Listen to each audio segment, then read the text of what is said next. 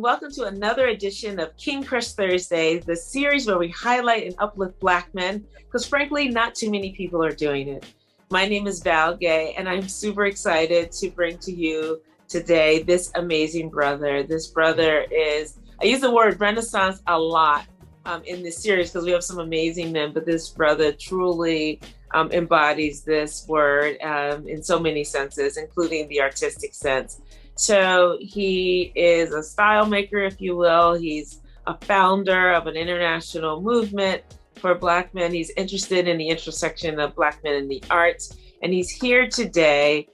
He actually introduced me to the art of Kehinde Wiley, which was amazing. So, and here he is today, Mr. Gregory Walker. Hi, Greg. Nice to see you. Hi, Valerie. It's a pleasure to be with you today. And thank you for having me on King Crush Thursdays. I'm so glad that you are here. Thank you so much. And Greg, as you know, we are creating a repository of 6 questions on our way to 100 answers by 100 Black men. And with the goal of providing an opportunity for a young king who may or may not have positive Black male role models in his life, for him to be able to come to this repository, see these same questions and see the different answers from 100 different men. Now, we know that even with 100 answers, that is not the full spectrum of Black maledom, if you will, Black manhood, if you will, but it gets us closer to what we've seen and to the truth, I should say, versus what the media often portrays Black men to be. And so I'm so glad that you are here. This repository also is for the rest of us who are neither male or even Black, to get a little insight into this amazing body of people. And so with that, we're going to start with the first question, which is, what does manhood mean to you? Well, manhood means to me integrity, operating at the highest level of integrity, ensuring honesty is at the core of all of your values, and ensuring you do the right thing for not only yourself, but for the community and the society at large. Additionally, for me, manhood means fearlessness, not fierceness, but fearlessness. We must be unabashed and unashamed and unbothered. We must act with a sense of fearlessness as Black men and as men in general, and as people of the African diaspora. Fearlessness is my second quality, and my third quality, first integrity, then fearlessness, and my third quality is being humble. We must be humble in our approach. We must be humble in the way other people receive us, and we must be humble. We cannot be aggressive, but we can be strong. So we must be humble in how we approach the world and the society at large. That's what manhood means to me. That's great. That's absolutely great. Thank you so much, Greg. So, Gregory, who and or what is important to you? Society and humanity at large. That's what's important to me. All of us working together collectively, finding and creating new narratives and stories that tell the truth, not the ones created by people of non-color. When we look at the continent of Africa, we look around the world, everyone is brown or tan. Only in Europe do we have the people of non-color who have decided in many ways what the narrative should be for others, not only Black men, but for Asians and Latinos and others, and obviously those who are indigenous to the continent of Africa. We cannot allow just one small segment of our society in the world, those of non-color, people of non-color, to determine the outcomes, manifestations, and redefine the brilliance. We must do that for ourselves, by ourselves. So those are the core pieces for me. Got it. Thank you. So, Gregory, how do you want us to see you? Well, I go back to that humility and being humble.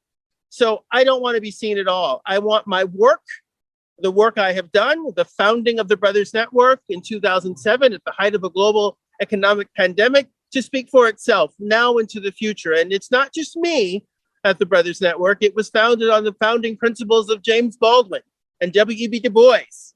These are the stories that are important. It's not me who wants to be remembered. I don't. I want the work of psychiatrists and psychologists and anthropologists to bring forward for now and into the future. So if there's a legacy and it's about the Brothers Network and our founding principles, that makes me very happy. We created a theory of change that talks about engaging people in artistic, archival, curatorial, and editorial practices to signify the humanity of Black men and men of the African diaspora. No one yet to date has created such a philosophical framework. And again, it comes back to Baldwin and Du Bois. So that's what I'd like to be seen as moving forward now into the next century and 100 years from now.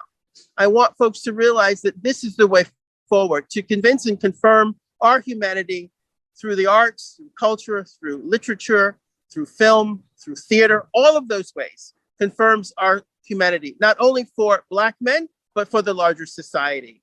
I'll close here with my answer and say that the Brothers Network is for everyone, but it's mostly for those who have a narrow mind. It's not just for Black men, it's for those of non-color who have a narrow mind, who control in many cases how the outcomes and predicaments of Black people are. We have to remember that policemen are just policemen and they're just people. And before they became a policeman, before they went into law enforcement, they were influenced by our society in ways that were negative. We have a responsibility at the Brothers Network and all of us around the world to ensure those citizens who move into roles like a policeman or a lawyer or some other person understands the humanity of Black people and Black men, and that they deserve to be treated with integrity and respect at every single step in society. And that goes into corporate America. If you're a Black man working in corporate America, the people who work with you, they're not perhaps racist, but they have been indoctrinated into a society that thinks that you perhaps are inferior. And we know that is not the truth. So our work is about telling the larger society, in this case, those people of non-color, that we're human, that we're real, that we believe and we feel. And more importantly, we're smart. The Brothers Network is really comprised of people who have an interest in intellectual curiosity. If you have an interest in intellectual curiosity, please come be a part of the Brothers Network. Thank you. Thank you. And thank you for that commercial for the Brothers Network. That's awesome. That's really awesome. So Gary, let me ask you, what is your epic dream? I'm living it. I produce theater. I bring Black men to theater on Broadway. I create and curate programs and events that amplify and highlight Black playwrights. I am living my dream. I can't imagine doing anything else for anyone else at this particular time. Well, maybe one thing I could imagine for someone else. But right now, it's living my dream. This is it. To be able to have created a global organization and entity and impact society in the ways that we have is a dream come true. And I am really happy to have done it. That's amazing. Congratulations. That's really wonderful. So you've been answering this question all along, but I'm going to ask you explicitly, Gregory Walker, who are you? I am everything you imagine me to be, and then some. I am boundless in who I am. It is open.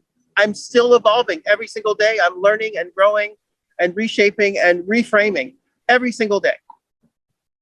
I don't think I can be contained in the way people might want to contain us as, oh, I'm a scientist, oh, I'm a theorist. I think I'm continuing to grow. So it's open. That's awesome. Excellent. Thank you. So here we are already at question 6, which is there anything I should have asked you that I didn't, or you wanted me to ask you that I didn't? In other words, you should have asked me about how fantastic my father is and how fantastic my grandfather is. Okay, so Gregory, question 6 is, can you please tell me about how fantastic your grandfather and your father are? My grandfather was the president of the NAACP in 1938 in Boynton Beach, Florida.